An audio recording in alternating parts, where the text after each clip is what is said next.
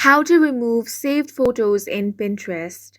Hi guys, welcome to our channel. Let's begin. In this video, I will guide you on how you can remove saved photos in Pinterest. For this, launch open the Pinterest app on your device. Now, you want to tap on the profile icon at the bottom right corner of your screen.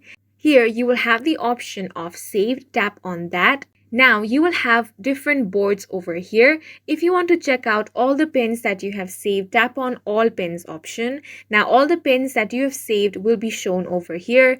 If you want to remove a saved photo, simply tap on that photo. Then you want to tap on these three dots. Now tap on edit option.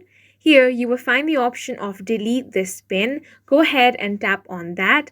Now it says if you delete this pin, it will be gone forever and no one who has saved it will be able to view it. So go ahead and tap on the delete option. Once that is done, you have successfully removed saved photos in Pinterest, and that's it for this video. If you found it helpful, please make sure to hit the like button and subscribe for more videos like this.